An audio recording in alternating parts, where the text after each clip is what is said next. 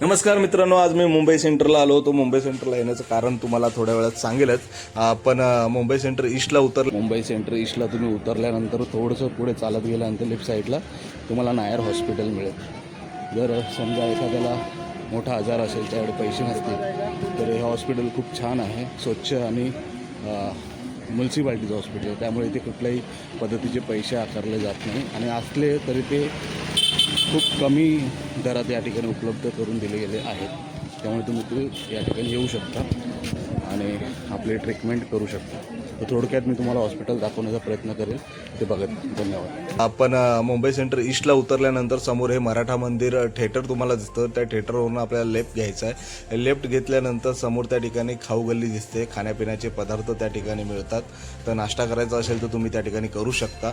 तसंच आपण जरासं पुढे गेल्यानंतर समोर तुम्हाला तो सिग्नल दिसतोय. त्या सिग्नलच्या जस्ट बाजूला, म्हणजे सिग्नल क्रॉस नाही करायचा, त्याच्या अगोदरच लेफ्ट साईडला तुम्हाला नायर हॉस्पिटलचं गेट दिसेल.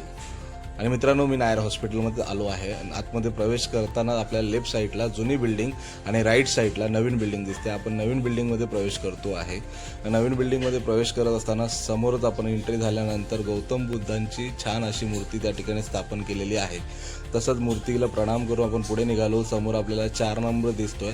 4 नंबरमध्ये आपल्याला OPDचं केस पेपर मिळतो. तो केस पेपर घेतल्यानंतर आपल्याला काय दाखवायचं आहे, कसल्या ट्रीटमेंटसाठी आलो आहे आपण, त्याचं केस पेपर काढावा लागतो. तो काढल्यानंतर आपण फर्स्ट फ्लोअरला जायचं. फर्स्ट फ्लोअरला गेल्यानंतर त्या ठिकाणी आपल्याला 17 नंबर, 18 नंबर ते 40 नंबरच्या पुढेही काही नंबर आहेत. तर त्या ठिकाणी जाऊन डॉक्टरांना भेटायचं असतं आणि डॉक्टरांकडनं आपले जो आजार आहे तो सांगून त्यांचं ओपिनियन घ्यायचं असतं. ते घेतल्यानंतर आपल्याला पुन्हा बाहेर यायचं आहे आणि डॉक्टरांनी जे मेडिसिन लिहून दिले ते आपल्याला ह्या ठिकाणी 5 नंबरला मिळते. त्यासाठी लेडीजची वेगळी लाईन आणि जेंट्सची वेगळी लाईन आहे. तर त्या लाईनीमध्ये उभं राहून आपण मेडिसिन घेऊ शकतो आणि या ठिकाणी फ्रीमध्ये मेडिसिन मिळते. तसंच हॉस्पिटलमध्ये येण्याचं कारण असं आहे की माझी बायको आहे आणि हिचं ट्रीटमेंट या ठिकाणी चालू आहे. तर विचार केला थोडक्यात तुम्हाला ही माहिती देऊन टाकूया की नायर हॉस्पिटल कसं आहे आणि ते काय काय पद्धतीने सेवा मिळते.